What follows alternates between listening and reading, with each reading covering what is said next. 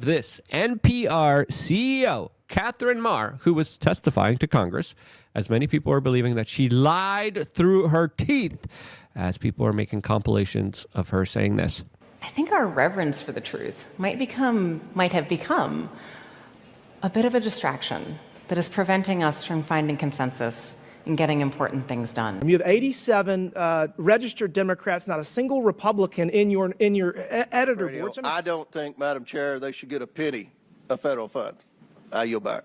Ms. Maher, I want to start with you. Just generally, would you say you generally agree or disagree with the following statement? The history of all hitherto existing society is the history of class struggles?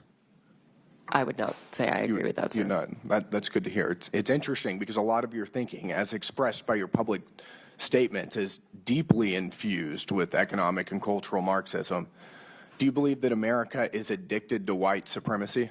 I believe that I tweeted that, and as I've said earlier, I believe much of my thinking has evolved over the last half decade. It has evolved. Why did you tweet that? I don't recall the exact context, sir, so I wouldn't be able to say. Okay. Do you believe that America believes in black plunder and white democracy?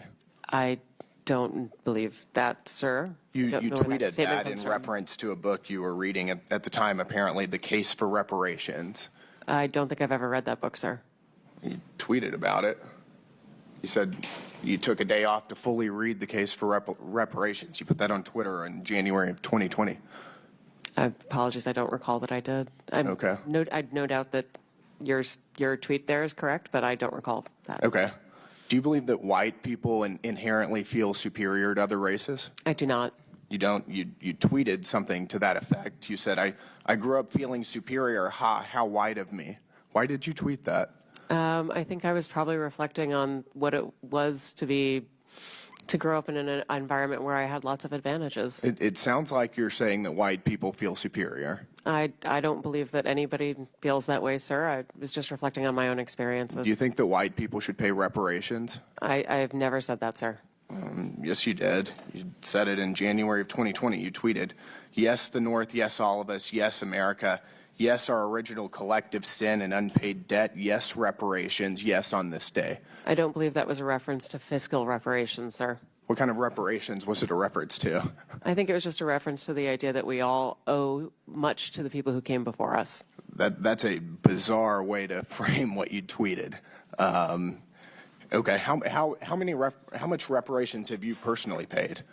Sir, I don't believe that I've ever paid reparations. Okay, just for everybody else.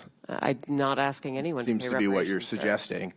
Do you believe that looting is morally wrong? I believe that looting is illegal, and I refer to it as counterproductive. I think it should be prosecuted. Do you believe it's morally wrong, though? Of course. Of course. Then why did you refer to it as counterproductive? It's a very different way to describe it. It is both morally wrong and counterproductive, as well as being illegal. You tweeted, it's hard to be mad about protests in reference to the BLM protests, not prioritizing the private property of a system of oppression. You didn't condemn the looting. You said that it was counterproductive. NPR also promoted a book called In Defense of Looting. Do you think that that's an appropriate use of taxpayer dollars? I'm unfamiliar with that book, sir, and I don't believe that was at my time at NPR. You tweeted that you read that book, but...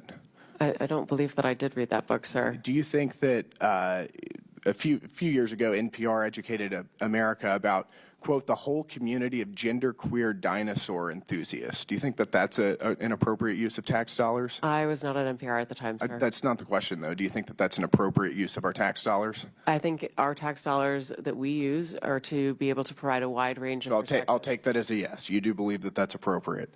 Your health advisor at NPR also stated in an interview that, quote, fear of fatness is more harmful than actual fat. Would you like to explain how fear of fatness is more harmful than actual fat? That's an editorial at NPR. I am not familiar with the editorial, and I don't believe that was published during my time here. It's called Diet Culture is Everywhere. Here's how to fight it. Do you think that that's an appropriate use of taxpayer dollars? I think any reporting on health is an appropriate use of taxpayer dollars, yes. And you think that editorializing that fat is not unhealthy is appropriate? I don't know what that article is, sir, and I'm not familiar with it, so I couldn't say. This is fake news. Do you think that basic accommodations like doorways or seat belts represent, quote, latent fat phobia? I don't have an opinion. That's also from NPR. Do you think civility is racist? No, sir. No. Well, your outlet ran an article entitled, quote, "When Civility is Used as a Cudgel Against People of Color." That was on All Things Considered. Would you like to explain?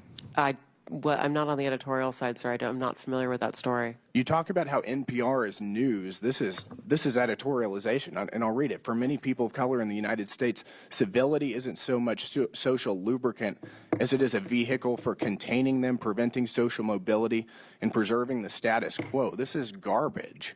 I'll spend all of my time doing everything I can to ensure you guys never get another dollar of taxpayer funding. This is complete garbage. Thank you, Madam Chair.